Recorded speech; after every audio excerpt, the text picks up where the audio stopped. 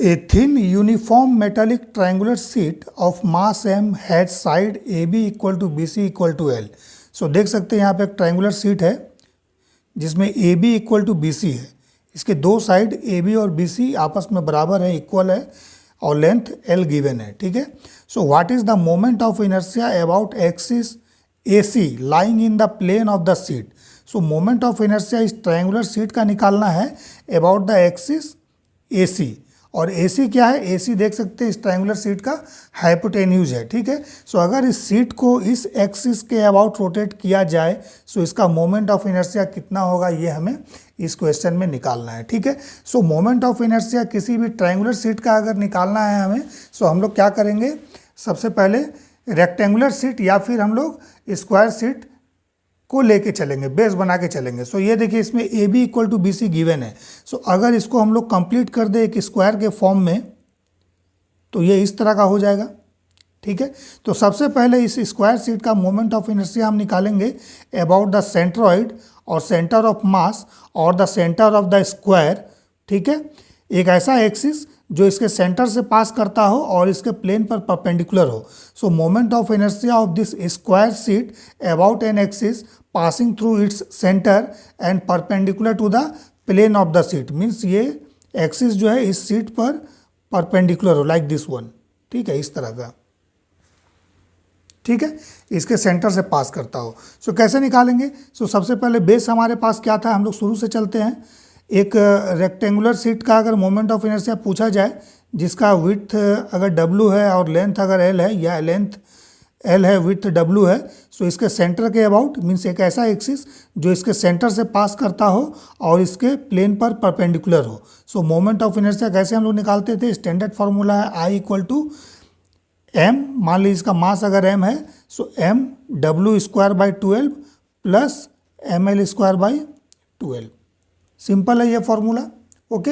But square sheet में क्या होगा, अगर यही शीट स्क्वायर हो जाए सो उसमें क्या हो जाएगा, ये अगर लेंथ है सो इसका विड्थ भी L ही होगा।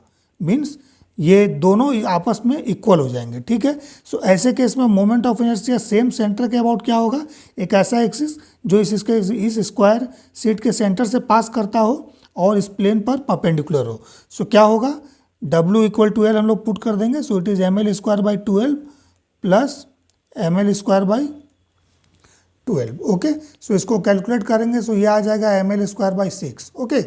बट जब इसको आप स्क्वायर में कन्वर्ट कीजिएगा तो देखिएगा इसका मास M गिवन है, जो ट्रायंगुलर शीट है इसका मास M गिवन है। सो बाय सिमेट्री इसका भी मास M है। सो टोटल मास यहाँ 2M हो जाएगा। सो इसके सेंटर के अबाउट अगर पूछेगा मोमेंट ऑफ इनर्शिया अगर आपको निकालना है, means about an axis passing through the centre of this square and perpendicular to the plane of this square, means IO।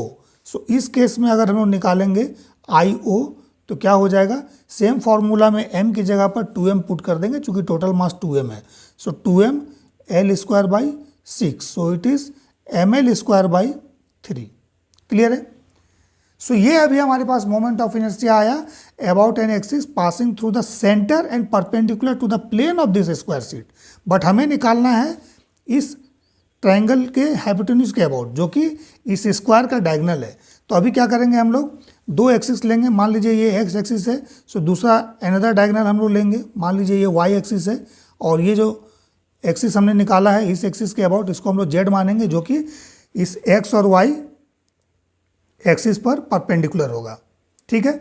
सो इसके बीच में चूंकि स्क्वायर शीट है सो ये एंगल 90 डिग्री होगा। सो जब दो एक्सिस आपस में 90 डिग्री पर है और थर्ड एक्सिस जो म्यूचुअली परपेंडिकुलर इस दोनों पर हो, सो ऐसे केस में हम लोग क्या करते हैं, परपेंडिकुलर एक्सिस थ्योरम लगाते हैं। सो परपेंडिकुलर एक्सिस थ्योरम जब हम लोग लगाएंगे तो हम लोग बोलेंगे IX प्लस IY इस शीट के लिए, स्क्वायर शीट के लिए, that is equal to IZ जो कि IO है। ठीक है। सो इस केस में अभी देखिए ये एक्सिस और ये एक्सिस सिमेट्री है, दोनों इसके about moment of inertia equal होगा। सो हम लोग इसको कन्वर्ट कर सकते हैं। मान लेते हैं I है, so I plus I equal to I nought. So that is 2I equal to I nought. So I equal to I nought by 2। So यहाँ I नॉट की वैल्यू देखिए ML स्क्वायर बाई 3 है। So put करेंगे so ये ML square by 6 हो जाएगा। सो ये अभी हमारा मोमेंट ऑफ इनर्शिया निकल गया about any of the diagonal of this square sheet. ठीक है, सो अगर इस डायगोनल को आप लीजिएगा तो इस ट्रायंगुलर का हाइपोटेन्यूज भी हो जाएगा। सो अभी ध्यान से देखिएगा, सो मोमेंट ऑफ इनर्शिया आगे इसको दो पार्ट में कीजिएगा, moment of inertia of this triangular sheet plus moment of inertia of this triangular sheet about this diagonal is equal to the moment of inertia of whole square sheet about this diagonal, जो कि ये निकला है। सो हम लोग बोल सकते हैं कि जो moment of inertia of triangular sheet होगा that is the moment of inertia of this square sheet about this axis divide by 2, उसका हाफ होगा, हाफ ऑफ दैट। ठीक है, so moment of inertia about AC निकालते हैं for triangular sheet, for triangular sheet ABC only. ठीक है, ये तो स्क्वायर का निकाल लेते हैं, अभी सिर्फ ट्रायंगुलर शीट ABC का निकालेंगे। तो क्या हो जाएगा, this is equal to this I divide by 2। Okay, so I by 2, so that is ml square by 6 है, सो ये ml स्क्वायर बाई 12 हो जाएगा। ठीक है, सो यही आपका इस केस में आंसर हो जाएगा।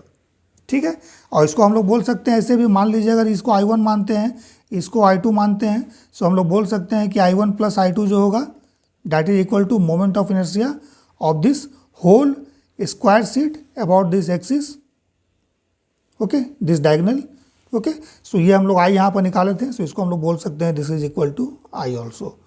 ठीक है, सो I1 I2 तो इक्वल हो जाएगा इस केस में। सो I1 की वैल्यू अगर निकालिएगा so this is equal to I by 2 और I का वैल्यू ml स्क्वायर बाई 6 है, सो ये ml स्क्वायर बाई 12 हो जाएगा। ठीक है, सो अगर ट्रायंगुलर शीट का मोमेंट ऑफ इनर्शिया निकालने बोला जाए जिसका दो साइड आपस में इक्वल है डायगोनल के अबाउट, ठीक है, जिसका मास m है, सो ml स्क्वायर बाई 12 होगा।